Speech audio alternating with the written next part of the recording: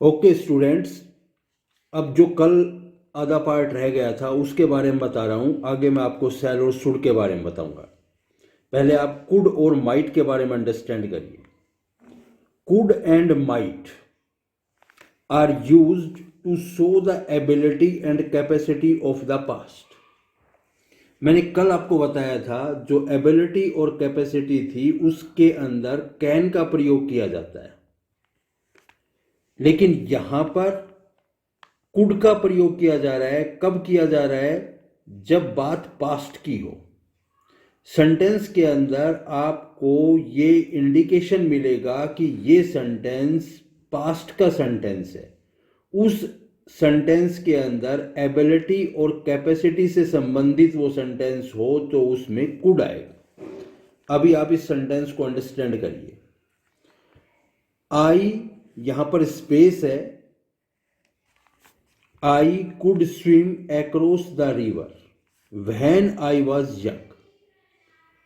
अब देखिए इस सेंटेंस को, I Khalistan swim across the river। अगर ये सेंटेंस यहीं पर खत्म होता है, यहां पर फुल स्टॉप आ जाता है, I Khalistan swim across the river, तो आप क्या भरोगे? तो उसके अंदर आप कैन भर दोगे। There is no problem. यहां पर आप कैन भर सकते हो। कब? जब ये सेंटेंस यहां पे फुल स्टॉप ले रहा है, लेकिन ये सेंटेंस जुड़ा हुआ है व्हेन आई वॉज यंग, जब मैं यंग हुआ करता था। ये पास्ट की बात हो गई। आई वॉज यंग, मैं जवान था। उस टाइम पर मैं रिवर के बीच में, रिवर के विरुद्ध, रिवर के अंदर तैर सकता था। आई कुड स्विम, ये एबिलिटी हो गई। ये मैंने आपको पहले बताया था, I can swim across the river. Full stop अगर यहां पर है तो कैन आएगा, लेकिन I could swim across the river when I was young. जब व्हेन आई वाज यंग आ रहा है, ये इंडिकेट कर रहा है, किस चीज को इंडिकेट कर रहा है? ये इंडिकेट कर रहा है पास्ट को, पास्ट की एबिलिटी को। पास्ट की एबिलिटी को इंडिकेट कर रहा है, इसलिए यहां पर कुड आएगा। Is that clear? मेरे ख्याल से समझ गए। सेकेंड सेंटेंस पे आइए। I could climb the tree when I was 10 years old। Same sentence है। I could climb the tree, मैं पेड़ के ऊपर चढ़ सकता था। कब? When I was 10 years old, जब मैं 10 साल का था। ये देखो, was 10 years old, ये इंडिकेट किसको कर रहा है? was 10 year, ये पास्ट को इंडिकेट कर रहा है। अगर सेंटेंस यहीं पर खत्म होता है, आई खालिस्तान क्लाइम द ट्री, ये मेरी कैपेसिटी हो गई, एबिलिटी हो गई, तो मैं यहां पर भर दूंगा I can climb the tree. लेकिन सेंटेंस कहां खत्म हो रहा है? यहां पर फुल स्टॉप आ रहा है। अपना सेंटेंस ये कहां चल रहा है? When I was 10 years old, ये पास्ट की बात बता रहा है। जब पास्ट की बात बता रहा है तो कैन का पास्ट कुड हो जाएगा। यहां पर कुड आएगा, ये रिमेंबर रखना। Is that clear? मेरे हिसाब से पास्ट की जो एबिलिटी थी वो आपके समझ में आ गई है। प्रेजेंट की एबिलिटी मैंने आपको लास्ट पार्ट में समझाई थी, पीछे जाकर के देखिए।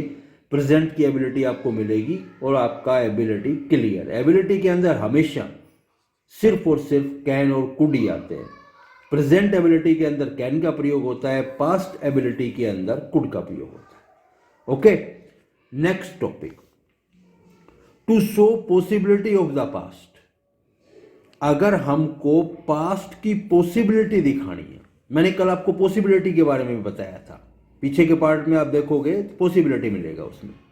ये कह रहा है कि to show possibility of the past. कौन सी पॉसिबिलिटी दिखा रहा है? पास्ट की पॉसिबिलिटी दिखा रहा है, पास्ट की संभावना दिखा रहा है।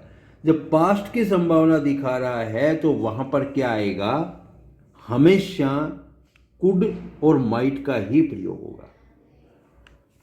पहला सेंटेंस देखिए, आई थॉट ही, यहां पर माइट है, he might be at home.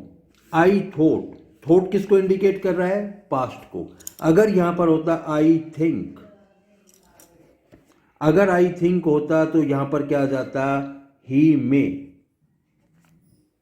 ये रिमेंबर रखो, यहां पर पास्ट इंडिकेट कर रहा है। किसको कौन कर रहा है इंडिकेट? पास्ट को। थॉट इंडिकेट कर रहा है पास्ट को, इसलिए मे का जो पास्ट है वो माइट हो जाएगा। I thought he might be at home, ये पॉसिबिलिटी है, ये संभावना है। मैंने सोचा था कि वो घर पर ही होगा।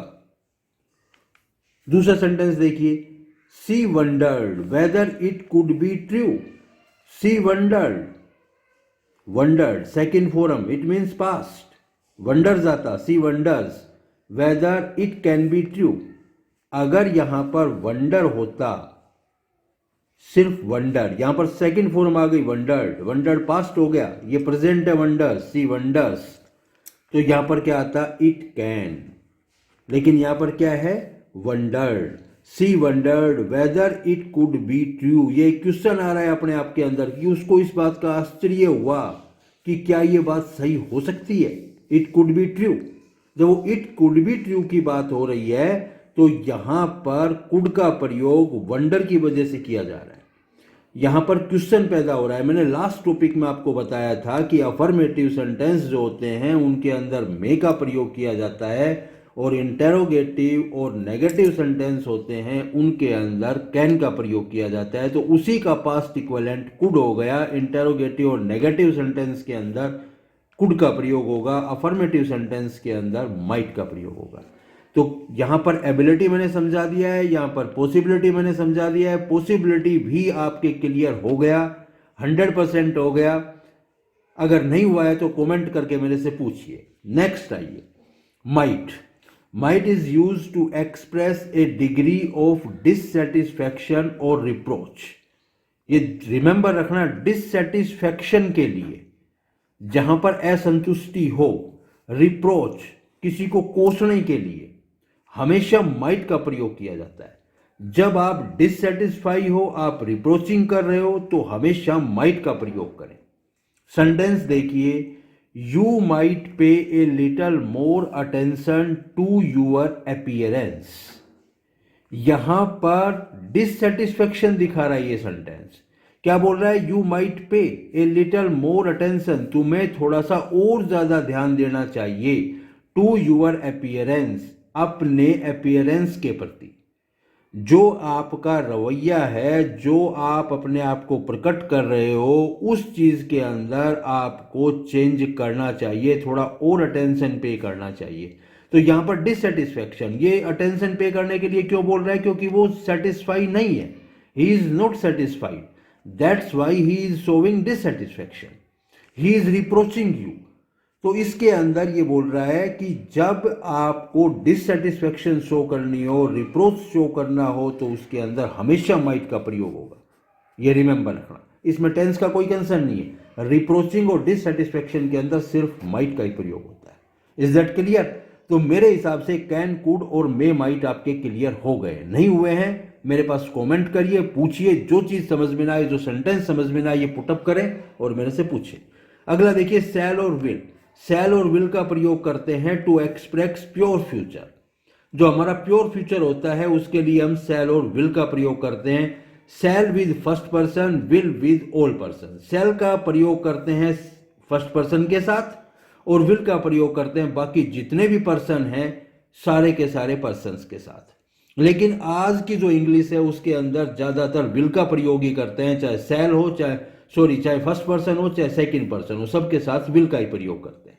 अब प्योर फ्यूचर देखिए, I shall will be 25 next birthday. Next birthday किस चीज को शो कर रहा है, फ्यूचर को शो कर रहा है, प्योर फ्यूचर को शो कर रहा है। तो इसके अंदर आप शैल भी भरोगे, विल भी भरोगे, तो दोनों ही राइट हैं, कोई दिक्कत नहीं है। जो मॉडर्न इंग्लिश है वो दोनों को अलाउ करती है, ज्यादा विल को प्रेफरेंस दे रही है।